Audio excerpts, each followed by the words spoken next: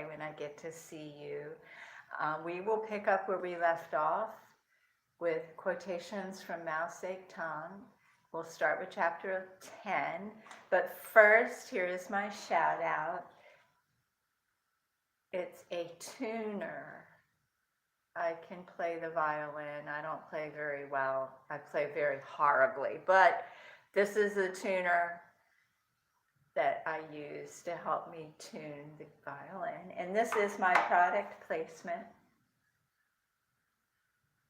It's lotion. I use this on my face because it doesn't have any fragrance. I love perfume and fragrances, but when I put the lotion on my face, if it has fragrance, it'll make my eyes burn and water. So that is that. And this is still my friends, Jack and Dan. Whoop, whoop, big shout out. Love me, Jack and Dan and Pamela and all their critters, George Costanza and Lacey. They've been good doggies. So here we will just get started right away. I didn't think we would read the whole book, but I'm just captivated by this. I find it interesting to see some of the events happening in the world right now and how it correlates with this.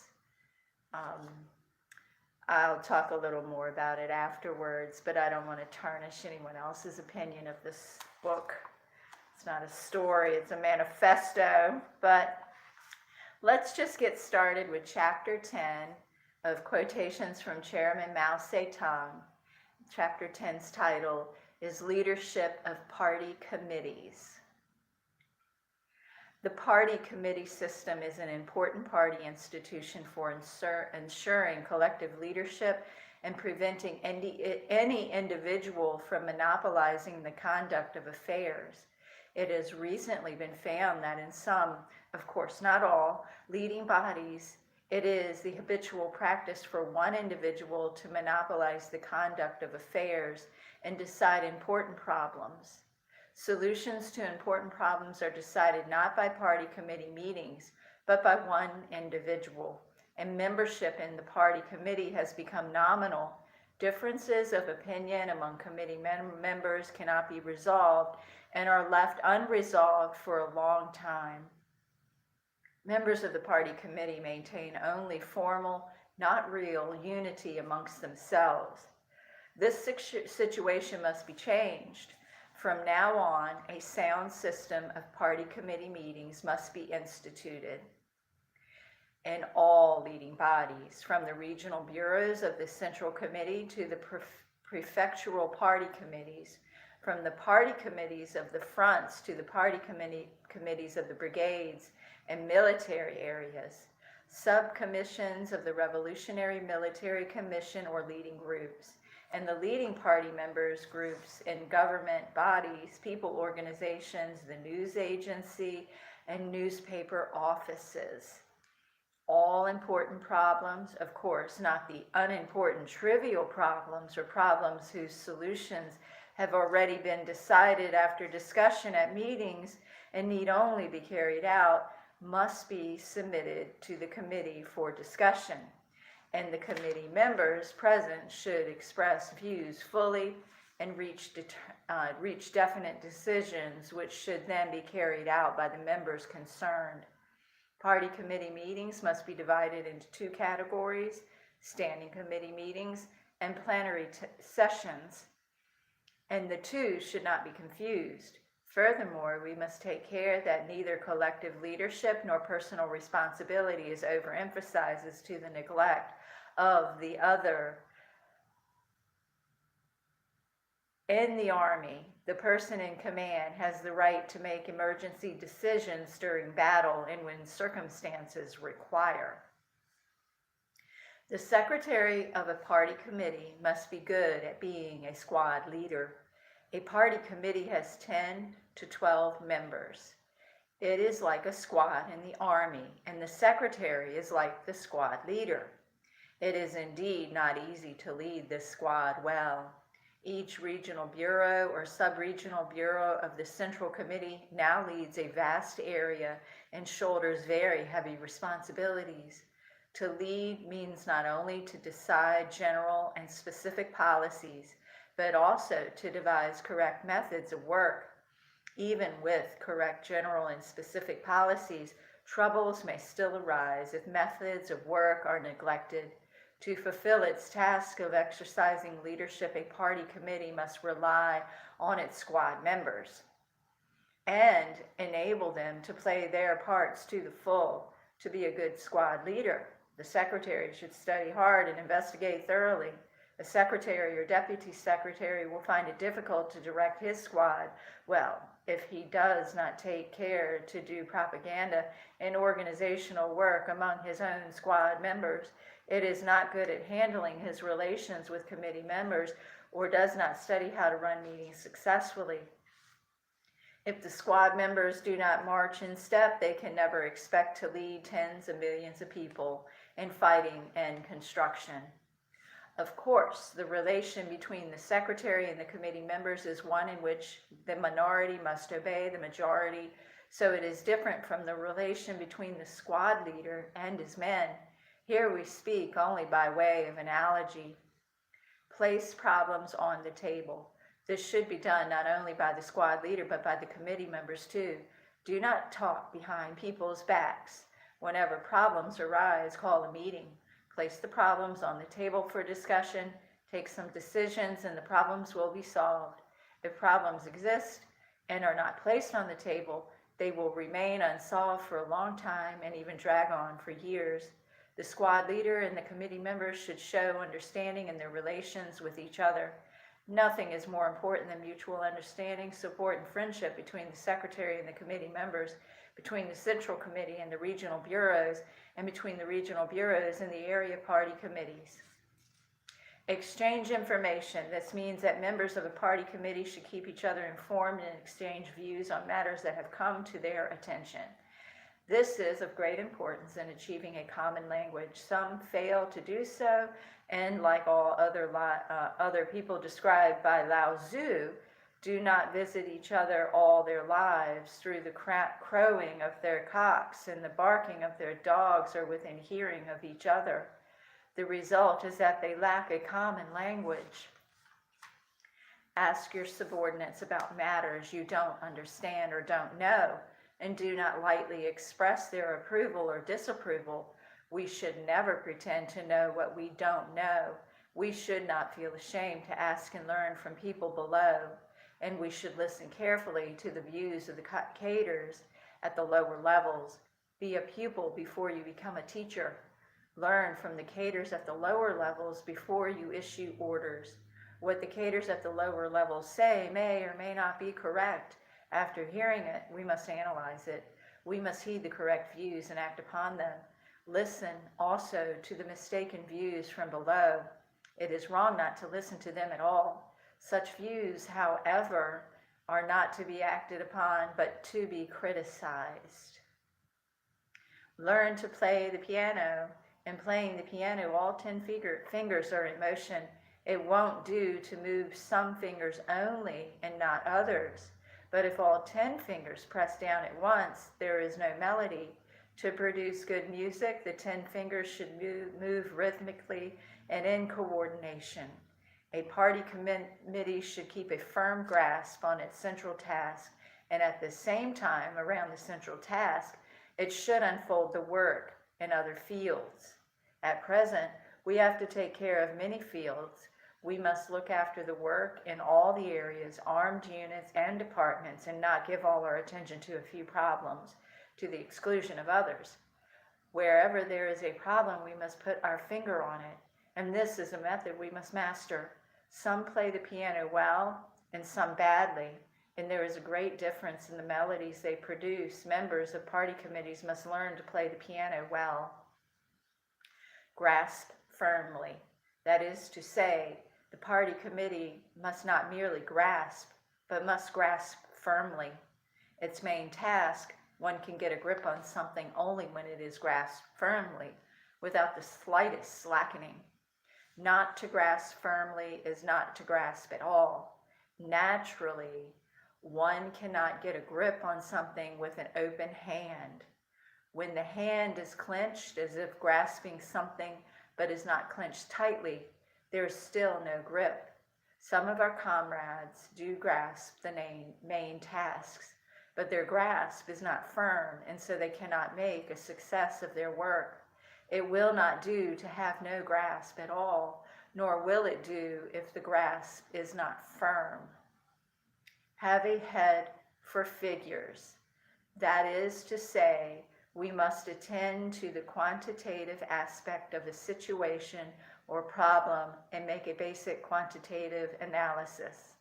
Every quantity manifests itself in a certain quantity, and without quantity there can be no quality. To this day, many of our comrades still do not understand that they must attend to the quantitative aspects of things, the basic statistics, the main percentages, and the quantitative limits that determine the qualities of things. They have no figures in their heads, and as a result cannot help making mistakes. Notice to reassure the public. Notice of meetings should be given beforehand. This is like issuing a notice to reassure the public, so that everybody will know what is going to be discussed and what problems are to be solved and can make timely preparations. In some places, meetings of cadres are called without first preparing reports and draft resolutions, and only when people have arrived for the meeting are makeshift improvised. This is just like the saying, troops and horses have arrived, but food and fodder are not ready, and that is no good. Don't call a meeting in a hurry if the preparations are not completed. Fewer and better troops and simpler administration. Talks, speeches, articles, and resolutions should be concise and to the point. Meetings also should not go on too long. Pay attention to uniting and working with comrades who differ with you. This should be borne in mind, both in the localities and in the armies. It also applies to relations with people outside the party. We have come together from every corner of the country and should be good at uniting in our work, not only with comrades who hold the same views as we, but also with those who hold different views. Guard against arrogance. For anyone in a leading position, this is a matter of principle and an important condition for maintaining unity. Even those who have made no serious mistakes and have achieved very great success in their work should not be arrogant. Draw two lines of distinction. First, between revolution and counter-revolution, between Yenin and Xian. Some do not understand that they must draw the line of distinction. For example, when they combat bureaucracy, they speak of Yenin as though nothing is right there and fail to make a comparison and distinguish between the bureaucracy in Yenin and the bureaucracy in Xi'an. This is fundamentally wrong. Secondly, within the revolutionary ranks, it is necessary to make a clear distinction between right and wrong, between achievements and shortcomings, and to make clear which of the two is primary and which secondary. For instance, do the achievements amount to 30% or 70% of the whole? They will not do either to underestimate or to overestimate. We must have fundamental evaluation of a person's work and establish whether his achievements amount to 30% and his mistakes to 70% or vice versa. If his achievements amount to 70% of the whole, then his work should be in the main approved. It would be entirely wrong to describe work in which the achievements are primary as work in which the mistakes are primary. In our approach to problems, we must not forget to draw these two lines of distinction between revolution and counter-revolution, and between achievements and shortcomings. We shall be able to handle things well if we bear these two distinctions in mind. Otherwise, we shall confuse the nature of the problems. To draw these distinctions well, carefulness, study, and analysis are, of course, necessary. Our attitude towards every person and every matter should be one of analysis and study. In the sphere of organization, ensure democracy under centralized guidance. It should be done on the following lines. The leading bodies of the party must give a correct line of guidance and find solutions when problems arise in order to establish themselves as centers of leadership. The higher bodies must be familiar with the situation in the lower bodies and with the life of the masses so as to have an objective basis for correct guidance. No party organization at any level should make causal decisions in solving problems. Once a decision is reached, it must be firmly carried out. All decisions of any importance made by the party's higher bodies must be promptly transmitted to the lower bodies and the party rank and file. The lower bodies of the party and the party rank and file must discuss the higher bodies' directives in detail in order to understand their meaning thoroughly and decide on the methods of carrying them out. All right, so that was chapter 10 of Quotations from Chairman Mao Tse-Tung. And we will read chapter 11. We're only going to read a few chapters today. There's a lot going on. But I just can't put this book down. So let's just read chapter 11. The title is The Mass Line. The people and the people alone are the motive force in making of world history. The masses are the real heroes. While we ourselves are often childish and ignorant, and without this understanding, it is impossible to acquire even the most rudimentary knowledge. The masses have boundless creative power. They can organize themselves and concentrate on places and branches of work where they can give full play to their energy. They can concentrate on production and breadth and depth and create more and more welfare undertakings for themselves. The present upsurge of the peasant movement is a colossal event. In a very short time, in China's central, southern, and northern provinces, several 100 million peasants will rise like a mighty storm, like a hurricane, a force so swift and violent that no power, however great, will be able to hold it back. They will smash all the trammels that bind them and rush forward along the road to liberation. They will sweep all the imperialists, warlords, corrupt officials, local tyrants, and evil gentry into their graves. Every revolutionary party and every revolutionary comrade will be put to the test to be accepted or rejected as they decide. There are three alternatives: to march at their head and lead them, to trail behind them gesticulating or criticizing, or to stand in their way and oppose them. Every Chinese is free to choose, but events will force you to make the choice quickly. The high tide of social transformation in the countryside, the high tide of cooperation, has already reached some places and will soon sweep over the whole country. It is a vast socialist revolutionary movement involving a rural population of more than 500 million, and it has extremely great and worldwide significance. We should give this movement active, enthusiastic, and systematic leadership and not drag it back by one means or another. Some errors are unavoidable in the process. This is understandable, and they will not be hard to correct.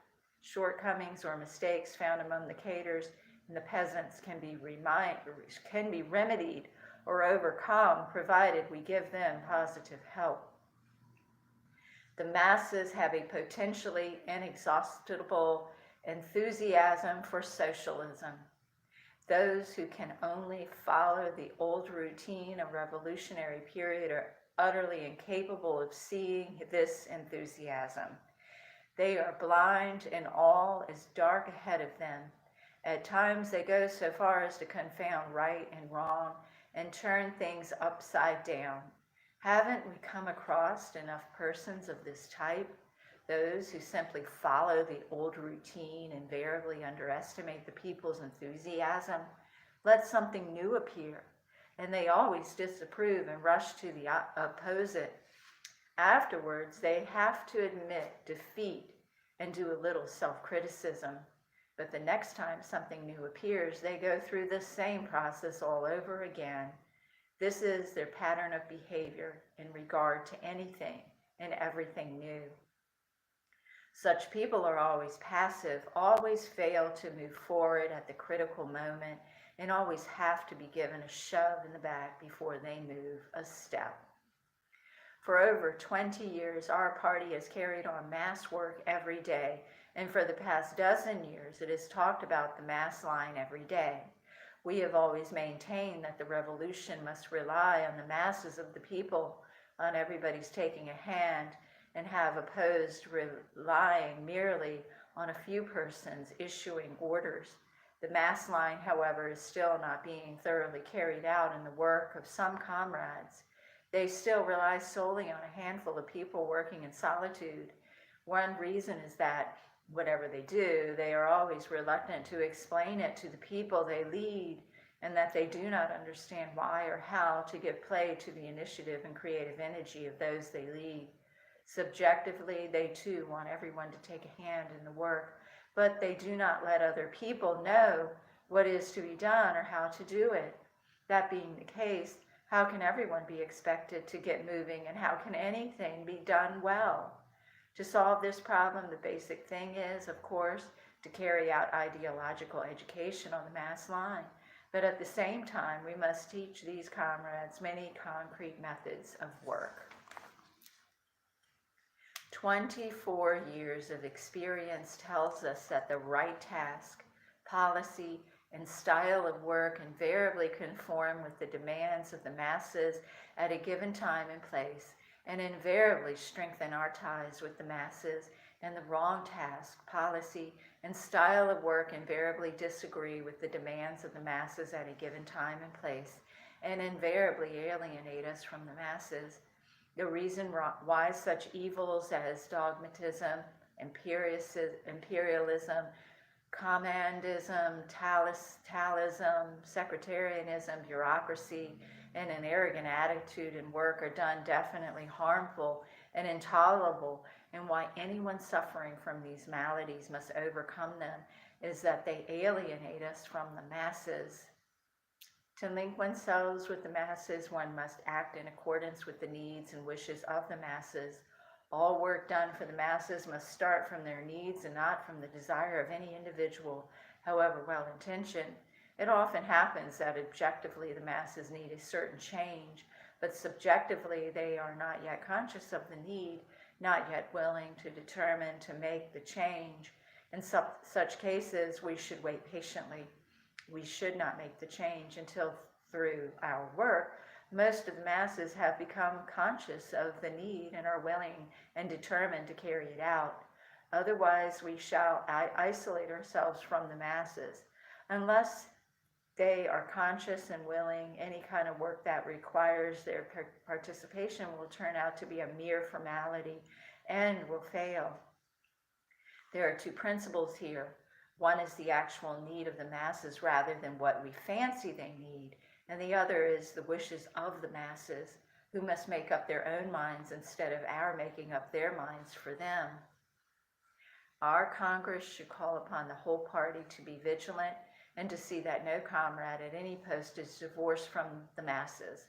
It should teach every comrade to love the people and to listen attentively to the voices of the masses, to identify himself with the masses wherever he goes, and instead of standing above them, to immerse himself among them, and according to their present level, to awaken them or raise their political consciousness and help them gradually to organize themselves voluntarily and to set going all essential struggles permitted by the internal and external circumstances of the given time and place.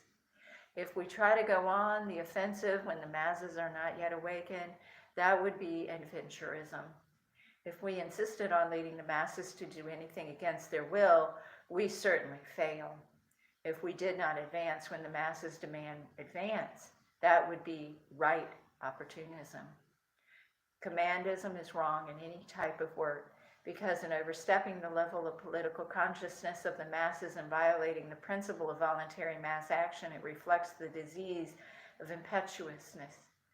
Our comrades must not assume that everything they themselves understand is understood by the masses. Whether the masses understand it and are ready to take action can be discovered only by going into their midst and making investigations. If we do so, we can avoid commandism. Tailism and any type of work is also wrong, because in falling below the level of political consciousness of the masses and violating the principle of leading the masses forward, it reflects the disease of dilatoriness. Our comrades must not assume that the masses have no understanding of what they themselves do not yet understand.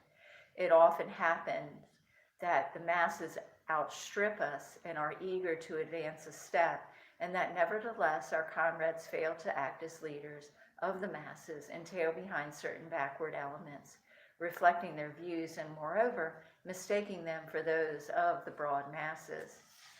Take the ideas of the masses and concentrate them, then go to the masses, persevere in the ideas and carry them through as to form correct ideas of leadership, such is the basic method of leadership. In all the practical work of our party, all correct leadership is necessary from the masses to the masses. This means take the ideas of the masses, scattered and unsystematic ideas, and concentrate them.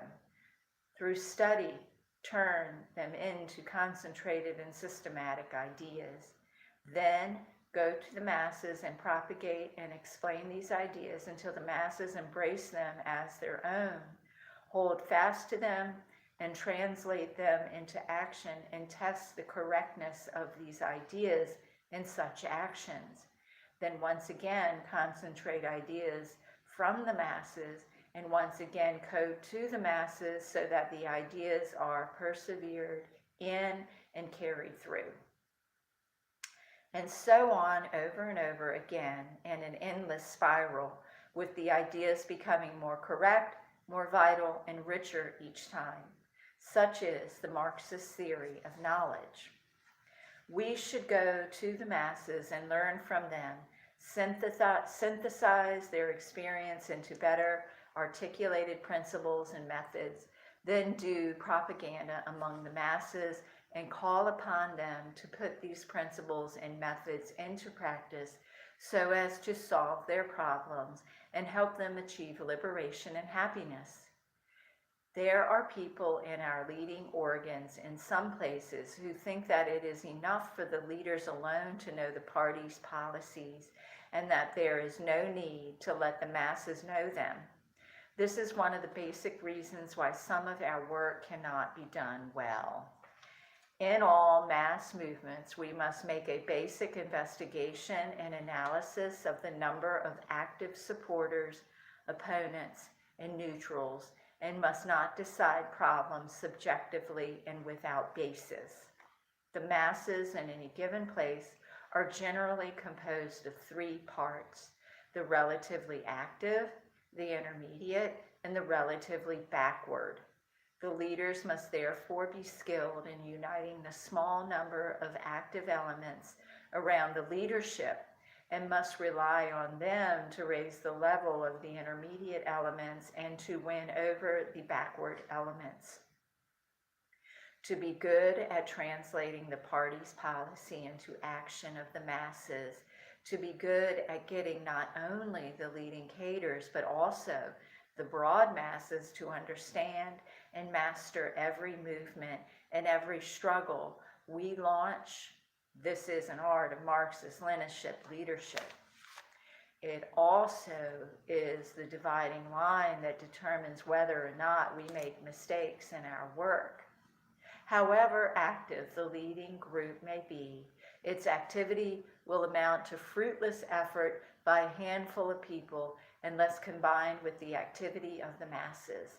On the other hand, if the masses alone are active without a strong leading group to organize their activity properly, such activity cannot be sustained for long or carried forward in the right direction or raised to a high level. Production by the masses, the interest of the masses, the experiences and feelings of the masses, to these the leading cadres should pay constant attention. We should pay close attention to the well-being of the masses, from the problem of land and labor to those of fuel, rice, cooking oil, and salt. All such problems concerning the well-being of the masses should be placed on our agenda. We should discuss them, adopt and carry out decisions, and check up on the results. We should help the masses to realize that we represent their interests, that our lives are intimately bound up with theirs. We should help them to proceed from these things to an understanding of the higher tasks which we have put forward, the tasks of the Revolutionary War, so that they will support the revolution and spread it throughout the country, respond to our political appeals, and fight to the end for victory in the revolution. So that was chapter 11, and we will read chapter 12. We'll just read to the end of chapter 12 for today, and we'll have a brief little talk about it afterwards. So it's just a few pages. Chapter 12 is called Political Work. The system of party representatives and of political departments adopted for the first time in China entirely changed the complexion of these armed forces.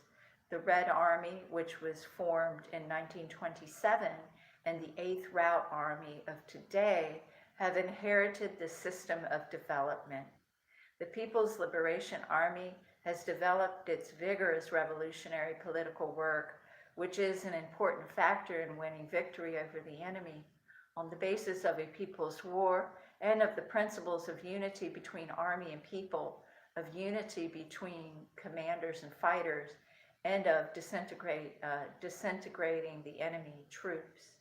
This army has built up a system of political work which is essential for the people's war and is aimed at promoting unity in all its own ranks, unity with the friendly armies, and unity with the people, and at disintegrating the enemy forces and ensuring victory in battle. Political work is the lifeblood of all economic work. This is particularly true at a time when the social and economic system is undergoing fundamental change. The party branch is organized on a company basis. This is an important reason why the Red Army has been able to carry on such arduous fighting without falling apart.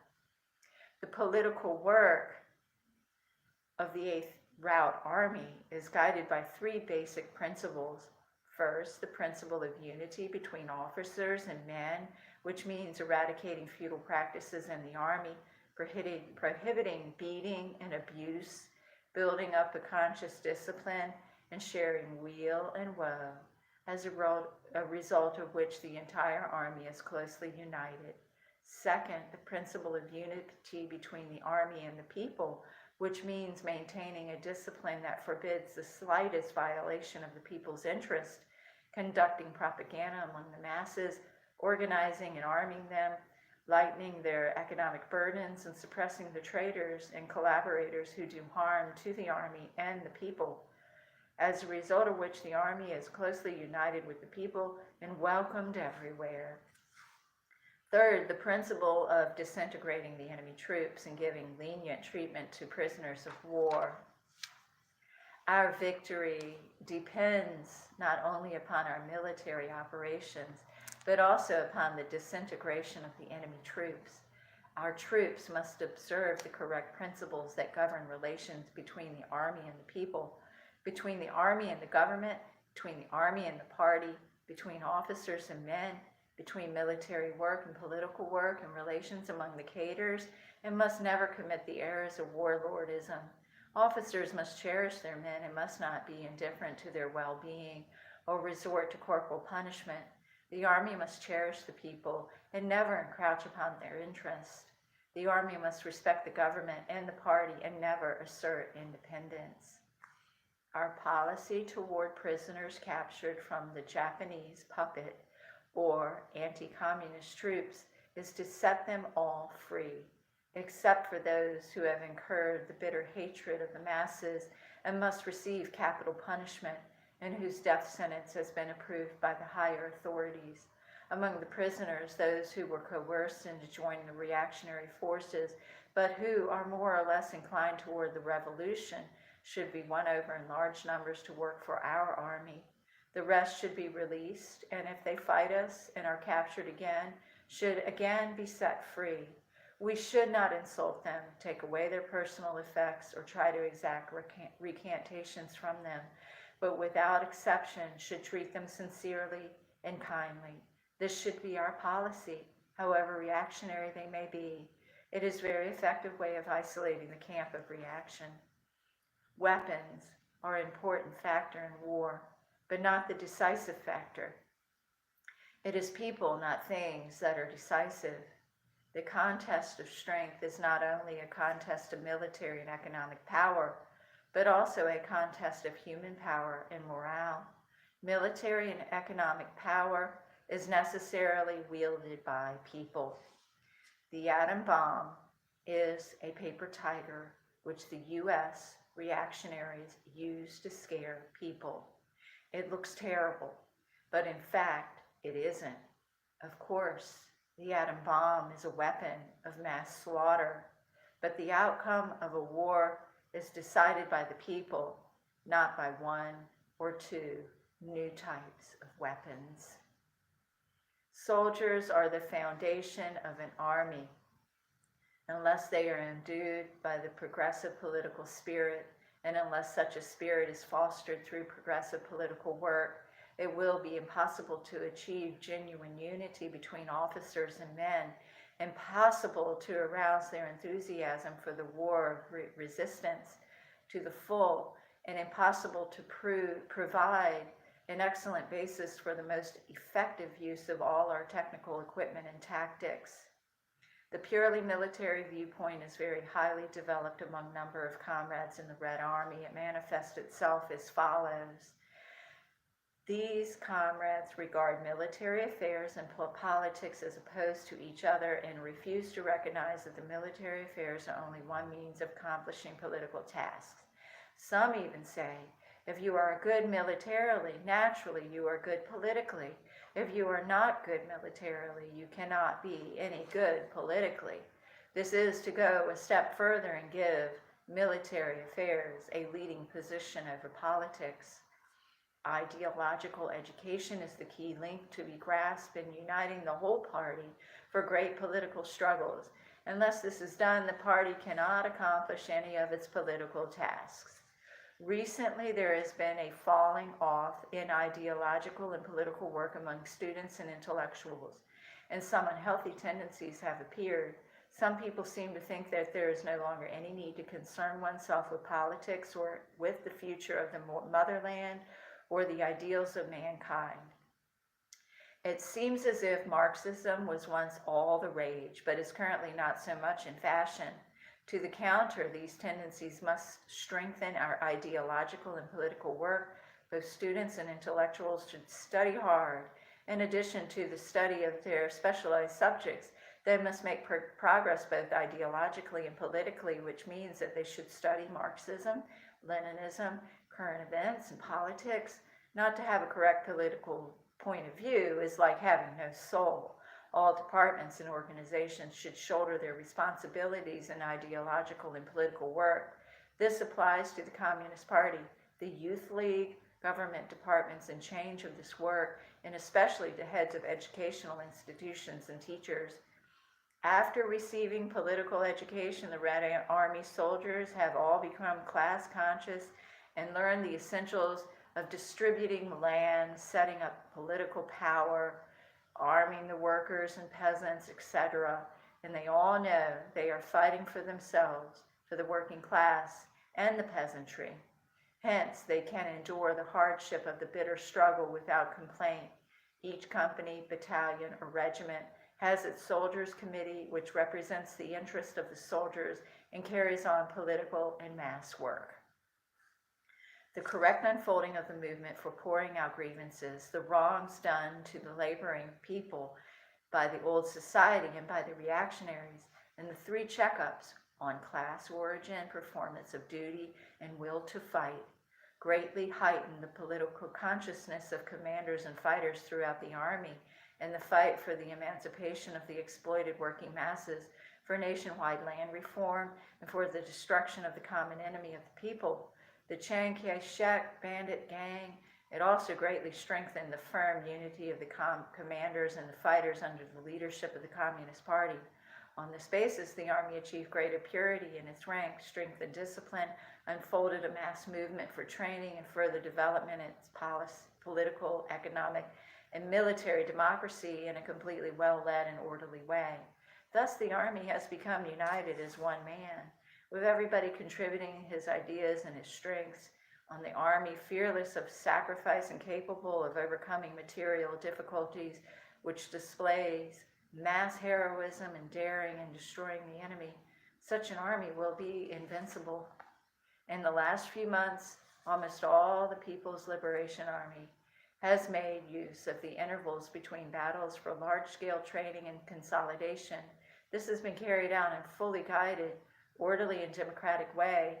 It has therefore aroused the revolutionary fervor in the great masses of commanders and fighters, enabled them to clearly comprehend the aim of the war, eliminated certain incorrect ideological tendencies and undesirable manifestations in the Army, educated the cadres and fighters, greatly enhanced the combat effectiveness of the Army. From now on, we must continue to carry on this new type of ideological education movement in the Army, a movement which has a democratic and a mass character. The educational policy of the college, the anti-Japanese military, and the political college is to cultivate a firm and correct political orientation, an industrious and simple style of work, and flexible strategy and tactics. These are the three essentials in making of an anti-Japanese revolutionary soldier. It is in accordance with these essentials that the staff teach and students study. Our nation has always had a traditional style of hard struggle, which we should develop. What is more, the Communist Party has always advocated a firm and correct political orientation. This orientation is inseparable from a style of hard struggle. Without a firm and correct political orientation with it, it is impossible to promote a style of hard struggle. Without the style of hard struggle, it is impossible to maintain a firm and correct political orientation. Be united, alert, earnest, and lively. What really counts in the world is conscientiousness, and the Communist Party is most particular about being conscientious. All right, well, that is what we were going to read for today through chapter 12. We'll pick up with chapter 13 on another day, maybe tomorrow afternoon. I'm not sure what day. Quotations from Chairman Mao Tse-Tung. We are reading this. It's very fascinating to me. I wonder what you all think. I hope you leave me a comment either in the chat or down below. I really want to get this discussion going, but here's my shout out. It's my tuner. I can play the violin really terribly, and this tunes it. And this is my product placement. It's lotion, and I put this lotion on my face because it doesn't have any fragrance. Fragrance makes my eyes burn, even though I like perfume. We're reading this Quotations from Chairman Mao Tse-Tung, the red book. I had to order it. It's not as readily available at my neighborhood library. It's not banned in America. I at first assumed it would be banned, but it was a #1 bestseller when it first came out. We need to know what the opponent is thinking and doing and what motivates their thoughts. It is necessary. I wonder if hearing these words by Chairman Mao, people perhaps would reconsider their choice to use TikTok and their choice to purchase Chinese-made products. I know that there's a lot of things we don't have a choice about. If you go shopping nowadays, it's pretty much impossible to find anything that wasn't made in China or parts made in China or, assembled in China. It's all China. How are we going to get out of that? They got us. They take advantage of our naiveness and our need to consume. Maybe that's something we should reconsider, is our level of consumption. I always say there's no way we're going to combat the overwhelming amount of pollution unless we all agree to consume less. But reading about these words, they really are not living up to Chairman Mao's words in regards to human rights and letting people go. We all know what they're doing to the Uyghurs and other groups that oppose the party. You're snuffed out. And it contradicts itself. Earlier in the book, it was saying that, you know, we can't allow the seed of dissension. We can't allow people that oppose us to exist amongst us. But later, you know, like we just read here about their military tactics, is that they won't execute someone unless it was agreed upon by the masses. I mean, it seems like they really aren't living up to these words now, and in terms of everyone pooling their money and living together without class or any kind of differences in financial differences. That isn't true, because I'm pretty sure the leader of their party isn't driving a Prius. He's got an entourage. He's no better than the president of our country in terms of the level of security and entourage that he travels with. They really do have rich people in China, and they do have poor people. They take their land and force them to work in factories against their will and make them live in miserable, teeny little apartments when they used to live in the countryside. I mean, we know all that's going on there. And are you still okay with using TikTok and other things? And the issue with TikTok, it's not that social media is bad. I mean, it's not the best, but when you download that app on your phone or any app, you give them blanket permission to read your metadata. They read your emails. They all do. Facebook, YouTube, Twitter, they all do. So they can target ads, but TikTok goes the step further. It's not just about ads and targeted ads. It's also about espionage and finding out if there's a way they can maneuver and engineer themselves into our secrets, our military secrets and so forth. So it's something that we really do need to seriously consider. How much are we willing to allow? And also, we read, not today, but in previous days, we read about how China is in South America, and they are in Africa. They are inspiring these large groups of people to migrate to the West and to Europe. They are the flame under those people's butts to make them come and invade our borders instead of staying in their own country and building their own country and making their country great. They're putting those seeds in those people's minds that they have to leave their country and go somewhere else and overwhelm the other country with massive amounts of migration. It's just such a deep subject. We could go on forever discussing it. But the bottom line is, I am so happy to see everyone. I'm so glad that you're here. The day is complete when I get to spend time with you. You complete this planet. You made the right choice to watch my videos. I always strive to make a video that makes you feel good or laugh or maybe makes you think or somehow entertain you. That's always what I hope to do, because I am just an actress and just an artist. But here is my shout out. It's a tuner. It tunes my violin, but I still play horribly. Someday I might get better. And I have a lot of excuses why I play so poorly. And this is my product placement, is lotion that doesn't have fragrance. Now, before the pandemic, this cost 97 cents, but now it's like $2 and something. Same lotion. And this, I think, is made in China. It's a petrochemical. I don't know. What can you do? But I'm so happy to see you. Please let me know what you're up to, and I'll visit your channel. If you leave me a comment, I'll know you were here.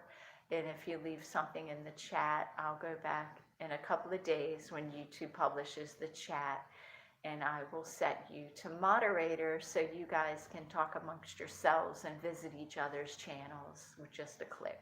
So give me a kiss, and I want you to have a wonderful rest of the day and a good week. Have a good week.